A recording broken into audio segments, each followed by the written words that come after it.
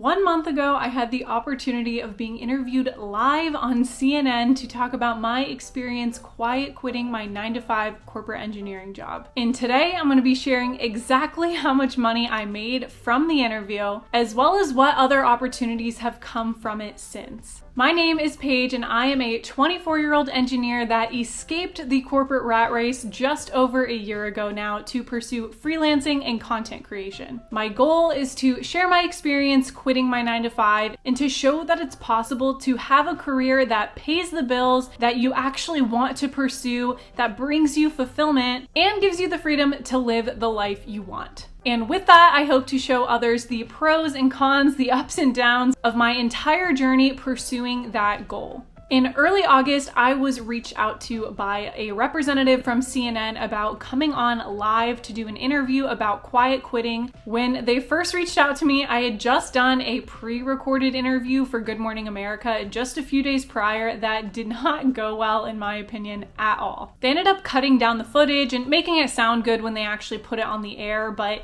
I was not proud of actually what I said in the interview. I felt like I didn't get the point across that I wanted to, and I felt like it led to quiet quitting being shown in a negative light and in a way that didn't really resonate with me. I was very mentally drained and honestly not super excited about this opportunity to be on CNN. The idea of being interviewed live after botching a pre-recorded interview was not one that made me feel very optimistic about what the outcome would be. And you would think, being a YouTuber and sitting here creating recorded content all the time, that doing a pre-recorded interview would have been fine. For some reason, it was not. So a live interview sounded that much worse. So there was no way for me to say, I don't want to include that part, or oops, I messed up what I was saying. Anything I said could and would be used against me on live TV. But ultimately, as you guys know, if you're watching this video, I said yes to the interview. And there was a few reasons why I did that. Number one, and most importantly, was I wanted to share my story with others. Like I said, the Good Morning America interview did not leave quiet quitting in a positive light or in a manner that I felt like really got the point across to those who didn't understand it. So the fact that I had a second chance to, on live TV, say what I wanted to say, what came to my mind during this interview,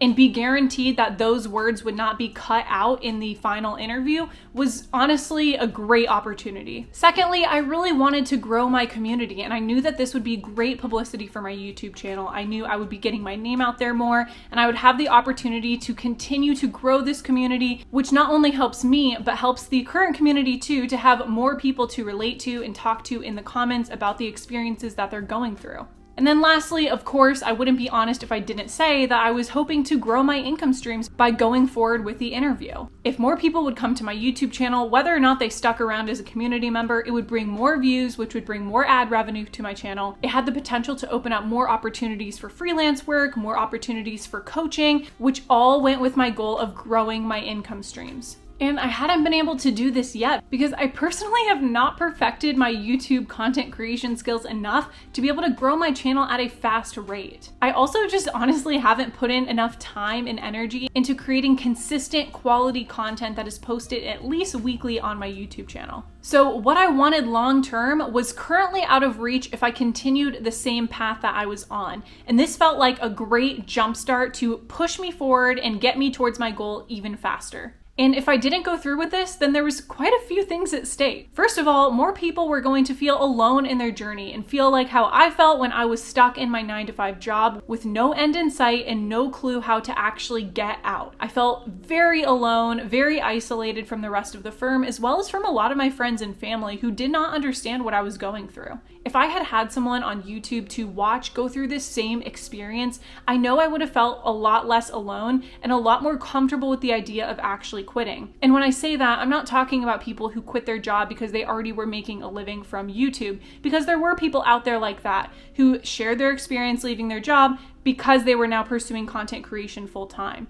Now, although I do have a YouTube channel and I get a lot of comments about people saying, oh great, you left your job to become a YouTuber. Wow, wonderful. We see this all the time. I was making $0 from my channel when I quit my 9-to-5 job. I was not even monetized on YouTube yet. And after I quit my job, for the next year, I was never making more than about $100, $120 a month from my channel. So no, I did not leave my job to become a content creator. This is still a passion project for me that I I do on the side. What I left my job to do was become a freelancer. I wanted to work for myself, do the projects I wanted to do, and deal with the clients and the coworkers that I wanted to deal with. I didn't want to be forced into projects I didn't want to work on and feel constrained by outside pressures to do work that was not resonating with me. I wanted to be able to set my own rates and get paid for what I was worth, no matter how much actual experience I had in a field. I wanted to be able to say my value to a potential client and say, this is what I can get for your company, which is why you should pay me the rate that I'm asking, instead of saying, this is what I want my salary raise to be because I have X number of years of experience.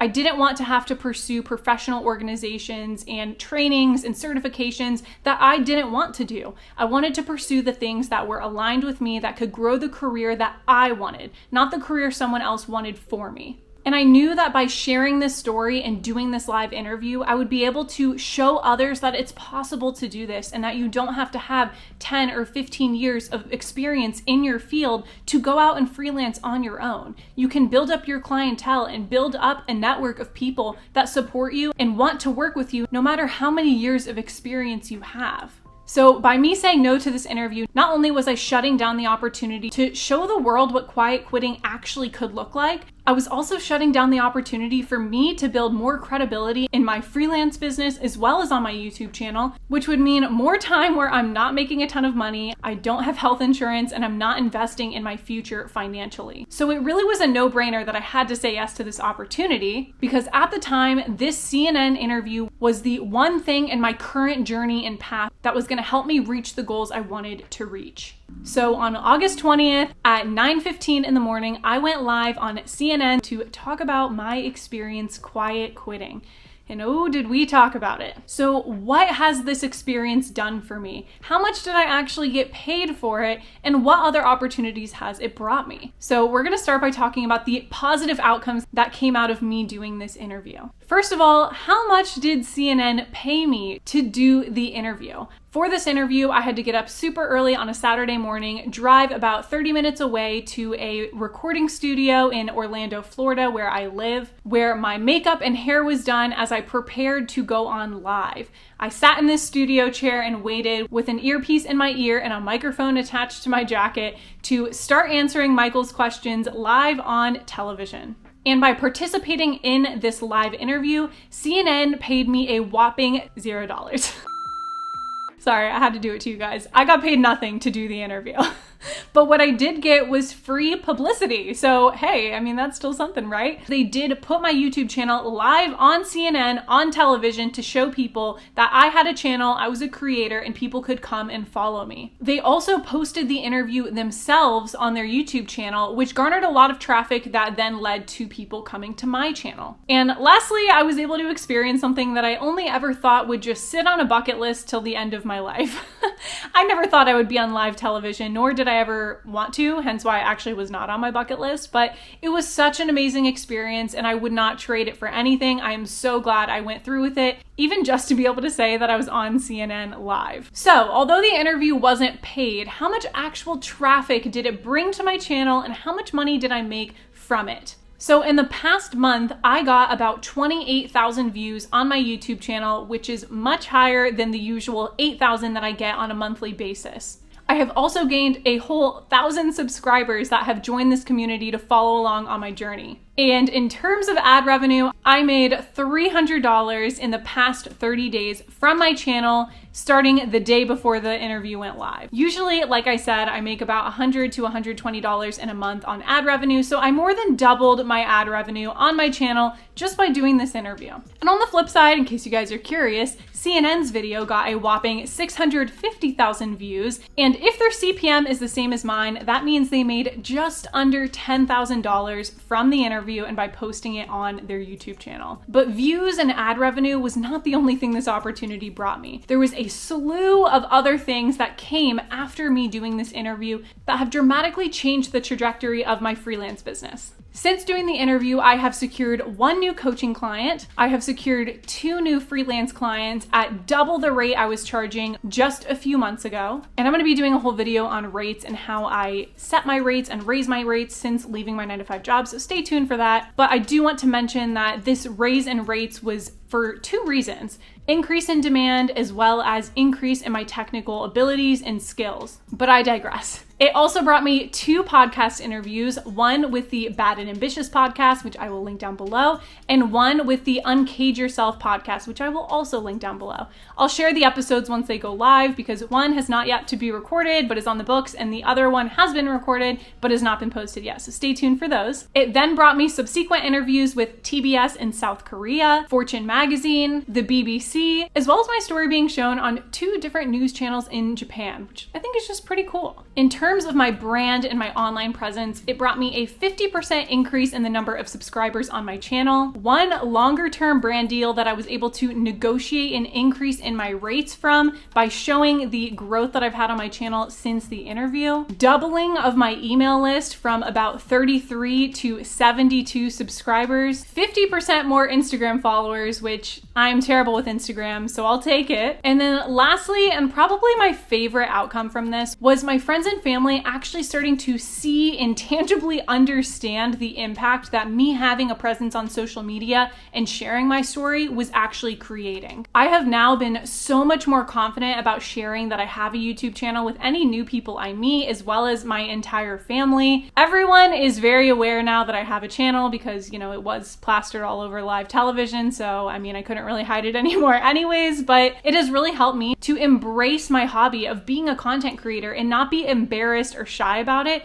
and instead be proud and vocal by telling people that I have a channel and that I have a platform where I talk about my journey. So that is all the positives that have come out of it, but what are the negatives? So the first one I will say is that I had some severe anxiety going on, some severe performance anxiety as well as post-performance anxiety from doing this interview. I was literally so nauseous for like the 24 hours leading up to the interview. I barely ate at all, which was unfortunate because my 2-year wedding anniversary was the day before the interview, so that kind of sucked, but I did still go out to dinner and I did still eat. It was just a lot harder and I felt a lot more sick afterwards than I normally would. I was literally so stressed about the interview.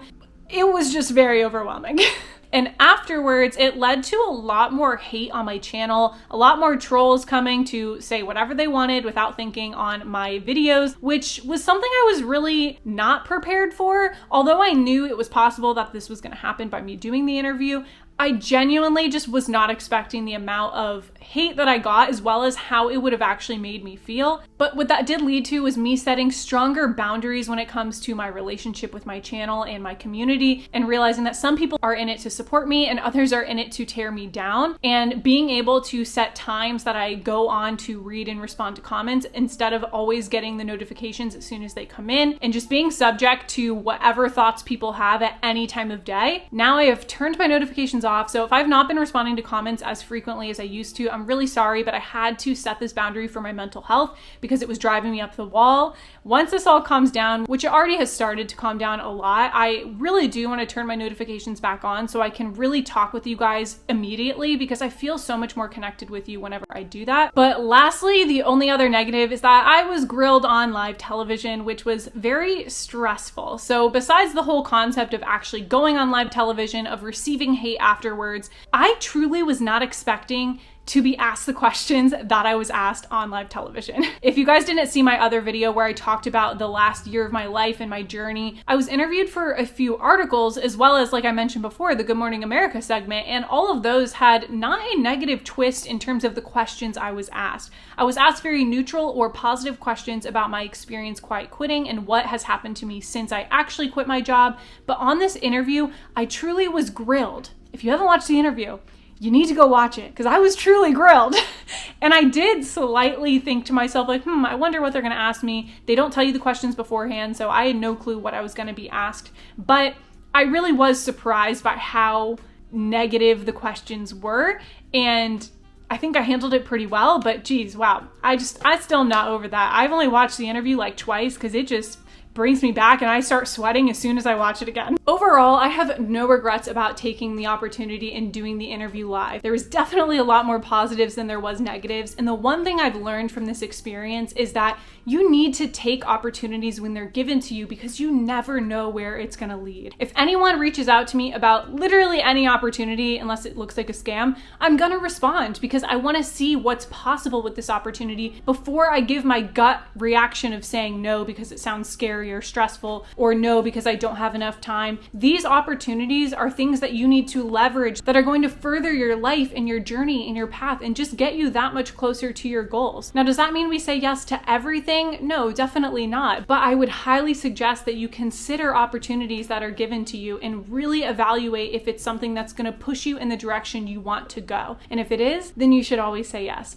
because you never know where these opportunities are going to take you. So I want you guys to leave me a comment down below and let me know if you were surprised by the amount of money I made from doing the interview, as well as the growth that has come to my channel since doing it. If you want to see how my life has changed over the past year since I escaped the corporate rat race and actually quit my 9-to-5 job, then you should watch this video next, where I go into detail about all of the things that have happened to me in the past year that have just shown me that I made the correct decision quitting my job, and that the path and the journey that I'm on right now is the right one.